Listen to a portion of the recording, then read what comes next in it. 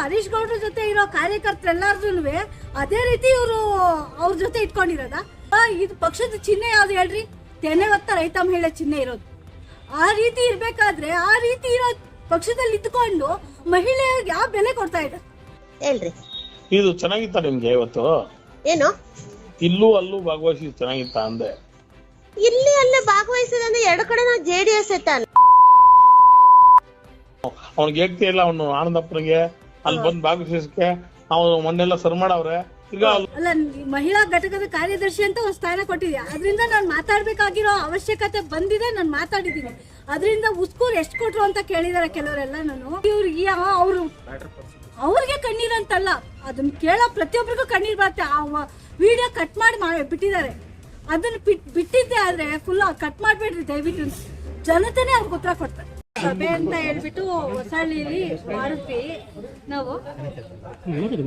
ಆತರ ಮಾಡಿದಾಗ ಇದೇ ತರ ನೋವಿನಿಂದ ನಾನು ಮಾತಾಡ್ದೆ. ಯಾಕಂದ್ರೆ ಹರೀಶ್ ಗೌಡ ಅನ್ನೋರು ಯಾವತ್ತೂ ಬಂದು ನಮ್ಮ ಸಾಸೂಲ್ ಹೋಬಳಿಲಿ ಹೊಸಳ್ಳಿ ಪಂಚಾಯತಿಲಿ ಆಯ್ತು ಬಂದು ನಿಷ್ಠಾವಂತ ಕಾರ್ಯಕರ್ತರು ಯಾರಿದ್ದಾರೆ ಏನು ಅಂತ ಯಾರನ್ನೂ ಗುರ್ಸಿಲ್ಲ. ಅವರು ಬಂದಿದ್ದಾರೆ, ಅವ್ರಿಗೆ ಯಾರೋ ಮನ್ಸಿಗೆ ಅವ್ರಿಗೆ ಬೇಕನ್ನಿಸ್ತವ್ರನ್ನ ಭೇಟಿ ಮಾಡಿದ್ದಾರೆ, ಹೋಗಿದ್ದಾರೆ. ಆ ತರ ಒಂದು ಈ ತರ ನಡ್ಕೊಳ್ತಾ ಇದ್ದಿದ್ದಕ್ಕೆ ನನಗೆ ಬೇಸರ ಆಗ್ಬಿಟ್ಟು ನಾನು ಯಾರು ಅಂತ ಗೊತ್ತಿಲ್ಲ ಅಂತ ಸ್ಟೇಟ್ಮೆಂಟ್ ಕೊಟ್ಟೆ. ಯಾಕಂದ್ರೆ ಯಾರನ್ನೂ ಭೇಟಿ ಮಾಡ್ಲಿಲ್ಲ. ಬೇಡ ಆ ತರ ಕೊಟ್ಟಿದ್ದಕ್ಕೆ ಕಮೆಂಟ್ಸ್ ಎಲ್ಲ ಹಾಕೋದ್ರು. ಅಕ್ಕ ನೀನ್ ಯಾರಕ್ಕ, ಎಲ್ಲಿಂದ ಉಟ್ಕೊಂಡಕ್ಕ JDS ಅಲ್ಲಿ ಅಂತೆಲ್ಲ ಕೇಳಿದ್ರು. ನಾವು 20 ವರ್ಷದಿಂದ ಇದೇ JDS ಅಲ್ಲೇ ಇದೀವಿ. ಬಟ್ ನಾವ್ ಯಾವತ್ತೂ ಈಚೆ ಬಂದಿಲ್ಲ. ಈಗ ಏನೋ ಪಕ್ಷ ಗುರ್ತಿಸಿ ಒಂದು ಸ್ಥಾನ ಕೊಟ್ಟಿದೆ. ಅಲ್ಲ, ಮಹಿಳಾ ಘಟಕದ ಕಾರ್ಯದರ್ಶಿ ಅಂತ ಒಂದು ಸ್ಥಾನ ಕೊಟ್ಟಿದೆ. ಅದರಿಂದ ನಾನು ಮಾತಾಡ್ಬೇಕಾಗಿರೋ ಅವಶ್ಯಕತೆ ಬಂದಿದೆ. ನಾನು ಮಾತಾಡಿದ್ದೀನಿ.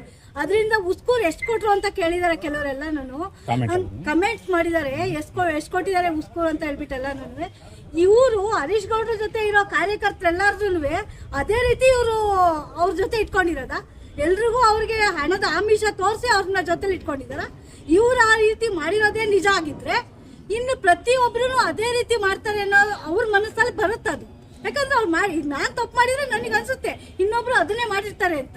ಅದ್ ಮಾಡಿ ಇಲ್ದೆ ಅವ್ರಿಗೆ ಯಾಕೆ ಬರುತ್ತೆ ಆತರ ಭಯ?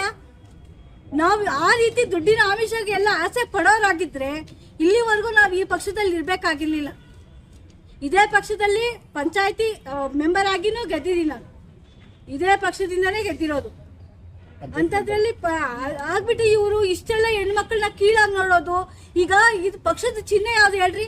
ತೆನೆ ಹೊತ್ತ ರೈತ ಮಹಿಳೆ ಚಿಹ್ನೆ ಇರೋದು. ಆ ರೀತಿ ಇರ್ಬೇಕಾದ್ರೆ ಆ ರೀತಿ ಇರೋ ಪಕ್ಷದಲ್ಲಿ ಇದ್ಕೊಂಡು ಮಹಿಳೆಯರಿಗೆ ಯಾವ ಬೆಲೆ ಕೊಡ್ತಾ ಇದ್ದಾರೆ? ಹಾಗೆ ಅದೇ ರೀತಿ ಕೆಲವು ಇಬ್ರು ಕಾರ್ಯಕರ್ತರು ಕೂಡ ನಿಂದನೆ ಮಾಡಿದ್ದಾರೆ. ಇದೆ ಶಶಿಕಲಾ ಅಂತ ಹೇಳ್ಬಿಟ್ಟು ಅವರು ನಮ್ಮ ಸ್ನೇಹಿತನೇ. ಅವರು ಮಹಿಳಾ ಘಟಕದ ಅವರು ಮಹಿಳಾ ಘಟಕದವರೇನೆ, ನಮ್ಮ ಸ್ನೇಹಿತರೇನೆ. ಮತ್ತೆ ಜಿಲ್ಲಾಧಿಕಾರಿ ದೇವರಾಜಮ್ಮ ಅವರು ಮಹಿಳಾ ಘಟಕದ ಜಿಲ್ಲಾಧ್ಯಕ್ಷರು. ಅವ್ರಿಗೂ ಸಹ ಇದೇ ರೀತಿ ಮಾಡಿದ್ದಾರೆ. ಇದೇನು ಇದು? ಮತ್ತೆ ಆನಂದಣ್ಣ ಅವ್ರ ತಾಯಿ ವಯಸ್ಸೇನು? ಇವ್ರಿಗೂ ತಾಯಿ ಇದಾರೆ ತಾನೆ? ಅಲ್ಲ, ಒಬ್ಬ ತಾಯಿ ಅವ್ರ ನೋವು ಎಷ್ಟಿರುತ್ತೆ ಅವ್ರಿಗೆ? ಒಬ್ಬ ತಾಯಿನೇ ನಿಂದನೆ ಮಾಡುವಷ್ಟು ಮಟ್ಟಕ್ಕೆ ಇವ್ರು ಹೋಗಿದ್ದಾರೆ ಅಂದ್ರೆ ಅಲ್ಲ, ಇವ್ರಿಗೆ ಅವ್ರಿಗೆ ಕಣ್ಣೀರಂತಲ್ಲ, ಅದನ್ನ ಕೇಳೋ ಪ್ರತಿಯೊಬ್ಬರಿಗೂ ಕಣ್ಣೀರ್ ಬರುತ್ತೆ. ಆ ವಿಡಿಯೋ ಕಟ್ ಮಾಡಿ ಬಿಟ್ಟಿದ್ದಾರೆ. ಅದನ್ನ ಬಿಟ್ಟಿದ್ದೆ ಆದ್ರೆ ಫುಲ್ ಕಟ್ ಮಾಡ್ಬೇಡ್ರಿ ದಯವಿಟ್ಟು. ಜನತೆನೇ ಅವ್ರಿಗೆ ಉತ್ತರ ಕೊಡ್ತಾರೆ. ಮಂಜುಳಾ ಅಂತ ಹೇಳ್ಬಿಟ್ಟು, ಹೊಸಹಳ್ಳಿ ಗ್ರಾಮ ಪಂಚಾಯತಿ ಮಂಜುಳಾ ಅಂತ ಹೇಳ್ಬಿಟ್ಟು. ಗೊತ್ತಿಲ್ಲ ಅಂತ ಇರೋ ವಿಷಯ ಗೊತ್ತಿಲ್ಲ ಅಂತ ಹೇಳಿದ್ರೆ ತಪ್ಪೇನಿದೆ? ಹೋಗ್ಲಿ, ಈಗ ಅವ್ರು ಬಂದು ನನ್ ಗೊತ್ತಿಲ್ಲ ಅಂತ ಹೇಳ್ದೆ ತಾನೆ. ಅದಾದ್ಮೇಲೆ ದೊಡ್ಡಬಳ್ಳಾಪುರದಲ್ಲಿ ಫಂಕ್ಷನ್ ನಡೀತು. ಫಂಕ್ಷನ್ ನಡೆದಾಗಾದ್ರೂ ಈ ತರ ವಿಡಿಯೋಸ್ ಹಾಕಿದ್ದಾರೆ ಅಂತನಾದ್ರೂ ಅವ್ರು ಬಂದು ಮಾಧ್ಯಮದಲ್ಲಿ ಹೇಳಿದ್ದಾರೆ ಅಂತನಾದ್ರೂ ಅವ್ರು ಬಂದು ಗುರ್ತಿಸ್ಬೋದಿತ್ತಲ್ವಾ? ನಿಷ್ಠಾವಂತ ಕಾರ್ಯಕರ್ತರನ್ನ ಅವ್ರು ಗುರ್ತಿಸ್ಬೋದಿತ್ತಲ್ವಾ? ಅವ್ರು ಆ ಕೆಲಸ ಮಾಡ್ಲಿಲ್ಲ.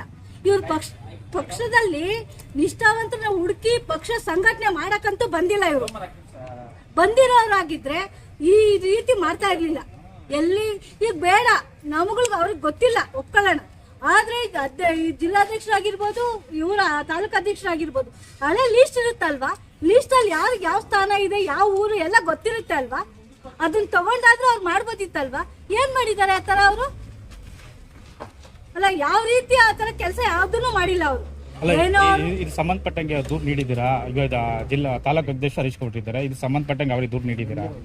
ಇದು ಫಸ್ಟ್ ನಾನು ಇದ್ರ ಬಗ್ಗೆ ಏನು ಮಾತಾಡಿಲ್ಲ. ಈಗಲೇ ಪತ್ರಿಕಾಗೋಷ್ಠಿಯಲ್ಲೇ ಈಗಲೇ ಮಾತಾಡ್ತಾ ಇರೋದು.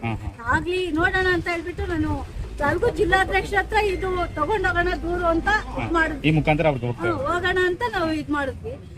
ಆದ್ರೆ ಅಷ್ಟರಲ್ಲಿ ಮತ್ತೆ ನಮ್ ಫ್ರೆಂಡ್ಗೆನೆ ಈ ತರ ಆಯ್ತು.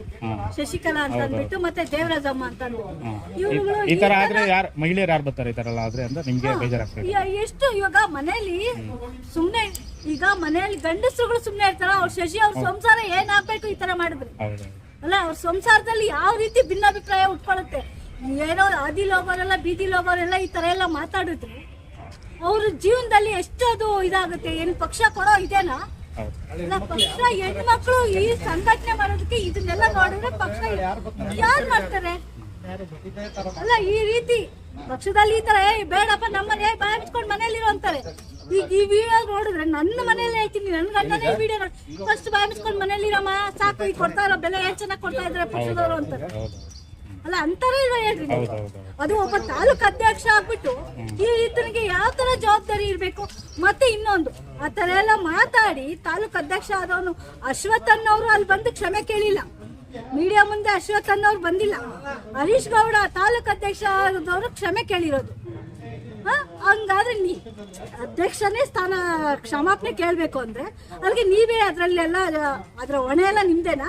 ನಿಮ್ಮ ಇದ್ರಿಂದಾನೇ ಪರ್ಮಿಷನ್ ಇಂದಾನೇ ಅವ್ರ ರೀತಿ ಮಾತಾಡಿದಾರ ಅವರು ಅಲ್ಲ. ಈಗ ಅವ್ರು ಮಾತಾಡ್ಬೇಕಾದ್ರೆ ನೀವು ಪರ್ಮಿಷನ್ ಇಲ್ಲ, ಅವ್ರನ್ನ ಕರ್ಸ್ಬಿಟ್ಟು ಮಾತಾಡ್ಬೋದಿತ್ತಲ್ವಾ? ನೀವು ಅಷ್ಟು ಜನದಲ್ಲಿ ಕರ್ಸ್ಬಿಟ್ಟು ಅವ್ರ ಹತ್ರ ಕ್ಷಮೆ ಕೇಳಿಸ್ಬೋದಿತ್ತಲ್ವಾ?